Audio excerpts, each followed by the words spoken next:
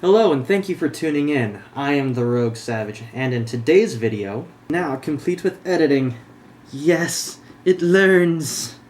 I would like to share a story and follow it up with a little bit of a rant in regards to white privilege. You see, recently while at work, I engaged into a conversation with a fellow coworker of mine. Now this individual subscribes to the concept of white privilege. And during one of our conversations, I posed a question. As a mixed-race individual, does white privilege apply to me? Do I get a portion thereof? Or is it all or nothing? Or, perhaps, does it depend on the time of year? You see, in the summer months, when it is nice and warm and I'm outside, I tend to develop a rather deep tan. So deep, in fact, sometimes I am often confused for being full-blood Native American.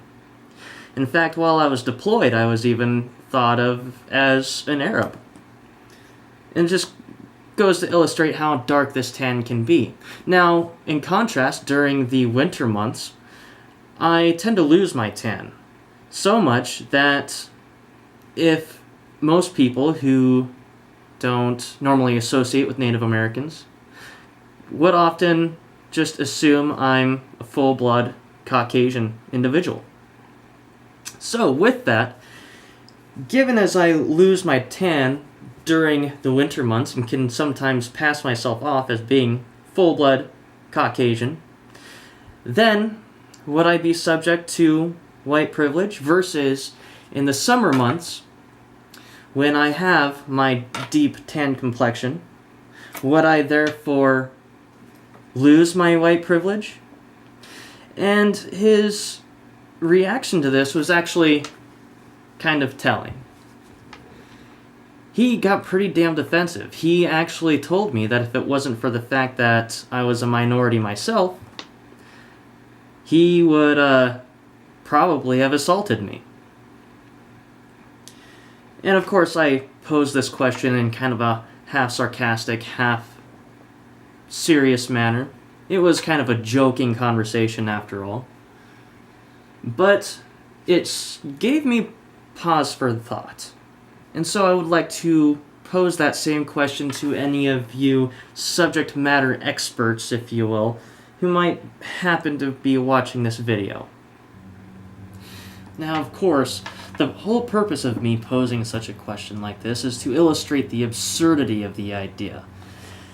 Because oftentimes, when white privilege is brought up in a conversation, it is used to shut down said conversation.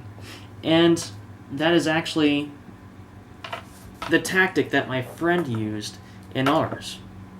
In the midst of our conversation, he actually used the concept of white privilege. He used it to accuse me of having it, therefore attempting to shut down said conversation. And I believe the reason why he acted so poorly to my question is because he was then confronted with the absurdity of the idea, and he just couldn't handle it. And that sort of reaction seems to be pretty typical with those from the left. Now, before I move on, I think it is worth somewhat defining, and I believe I found a definition, a rather loose definition, granted, but one I think is well suited for the task. Now, this comes from an article written by the Southern Poverty Law Center by an individual by the name of Jennifer Holliday. White skin privilege is not something that white people necessarily do, create, or enjoy on purpose. Unlike the more overt individual and institutional manifestations of racism, white skin privilege is a transparent preference for whiteness that saturates our society. White skin privilege serves several functions. First, it provides white people with perks that we do not earn and that people of color do not enjoy. Second, it creates real advantages for us. White people are immune to a lot of challenges. Finally, white privilege shapes the world in which we live, the way that we navigate and interact with one another and with the world. Jennifer, who I'm assuming is Caucasian herself, given the language she provides, offers some perks, or examples thereof, such as band-aids, hotel shampoo, job preference, assumptions, law enforcement treatment. The flesh-covered band-aid example she provides is simply a product of supply and demand. There's more white people. White people are the majority. Therefore, generally, the basic concept of a flesh-toned band-aid is going to represent that of the majority. But with that, if you do a simple Google search, or if you go to your local Walmart, generally speaking, they're going to have more than one shade. They're also going to have a whole assortment of different kinds of Band-Aids. SpongeBob Band-Aids, red color Band-Aids, pink, purple, green, blue. It's a pretty wide spectrum of choices. Again, just Google it. You can find it. Now, another interesting disparity. Now, first of all, statistical disparities, before I move on, do not mean racism. If you've ever taken a statistics class in college, you would understand that. It's statistic 101, basically. Because if that was true, the NBA would be one of the most racist organizations in the United States. But in truth, it would seem that we live in more of a meritocracy, and this would happen to be true with the NBA as well. Or an assumption about financial responsibility, or lack thereof, is often brought up in certain circles. The thing about that is, capitalism doesn't care about your skin color. It doesn't care about your religious preferences. Capitalism is not bigoted by its nature. The only thing capitalism cares about is green, the almighty dollar. And the truth of the matter is, if businesses were to discriminate against your race or other preferences, their neighbors would simply absorb that clientele, outperforming that otherwise bigoted company. That's just how capitalism works. The non-bigoted company would essentially outperform the bigoted company, causing the bigoted company to go under. Hello, capitalism. It's great. Another thing that is also oftentimes brought up: lender discrimination, job preferences, college acceptance. There are actual laws in the books that protect people of minorities from this sort of discrimination. Has anybody ever heard of something called affirmative action? Just saying. Style of dress is oftentimes brought up as well.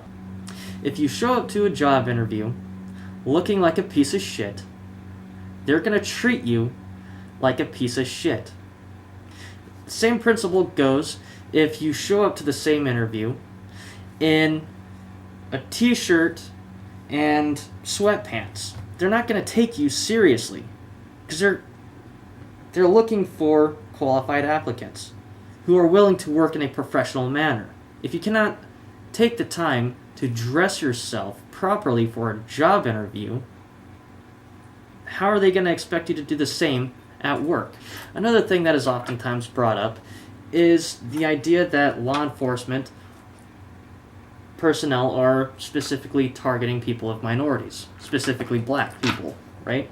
Yes, there are people in law enforcement who are bigoted individuals. People are people. Unfortunately, these individuals do slip through the cracks. But actual provable statistics tell a slightly different story. First of all, more whites die by police officers than blacks. Now, you might say, hey, hold up. White people make up a huge majority of the population. That's true. 62% of the population are whites versus 13% are blacks. But in 2009, statistics from the Bureau of Justice Statistics reveal that blacks were charged with 62% of robberies, 57% of murders, 45% of assaults in 75 of the biggest counties in the country, or despite only comprising roughly 15% of the population in these counties. And if we're going to talk about, police killing more blacks than white people, statistics also show that white people are more likely to be shot than black people. This is statistically proven. So why don't we talk about another thing that keeps getting brought up? The financial disparities within the black community. Every now and then you'll hear somebody talk about how the black community needs reparations for what white people did to blacks and slavery and Jim Crow and all of this nonsense. The wonderful thing about a capitalist country like the United States is that anybody can climb the financial ladder. In fact, an article written by the Brookings Institute in 2003 suggested three simple things that anybody can do in the United States to keep from becoming poor, living in poverty. Okay? Those three things are: get an education, so finish high school, go to college, don't have kids before marriage, don't have kids out of wedlock, okay? And get a good job. You do these three things, you're going to succeed in life. Or at least you'll have a better chance of doing so. And that's true of anybody of any race. See, there's a huge disparity between the black community and the white community in terms of fatherless households. And personally, I really think this is the root of the problem here. I really believe this is common sense here. I mean, if you do not have two parties bringing home an income, the income within that home is going to be lower. So it's going to be a lot harder for that one parent to take care of that household. This isn't rocket science. This isn't brain surgery. This is common sense. And there is a huge disparity. And this actually kind of brings me to another point. Every now and then, as mentioned before, you'll hear somebody say, white people need to pay reparations for things that occurred in the past between white people and black people. Things like slavery, Jim Crow, and this sort of thing. That's the thing. Slavery ended in 1865 with the 13th Amendment. Okay, that was over 150 years ago. There is nobody alive today in the United States that was held as a slave in the United States. And what really boggles my mind here is that white people are not the only individuals or the only race in history that has owned slaves. Slavery has been perpetrated by just about every culture, religion, civilization in history. It's dated back all the way to the 18th century BCE. But simply blaming people for slavery, blaming people for not having an income as a black person, it's patently nonsense. Considering how the Atlantic slave trade didn't start until the 15th century. And really, it was white Christians that were the first to stop slavery in the first place. Another thing, if you're actually going to sit here and demand reparations from a white person, just any white person in the United States, keep this in mind. 1.4% of whites during the height of slavery owned slaves.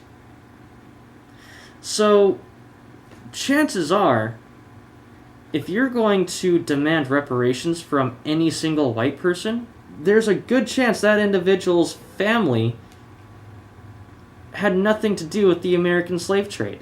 It makes absolutely no sense. Now, obviously, none of this actually justifies slavery in any form or at any time period. It's clearly an atrocious act, and everybody should be against it. As far as I can tell, just about everybody is, and rightfully so. But still, making these broad, sweeping generalizations about people in of itself just doesn't make any sense, and kind of makes you sound like an asshole. So instead of attacking somebody based off their skin color because they have a different opinion or idea than you, why don't we start going after the ideas themselves? Because that is the only way we're going to progress as a society.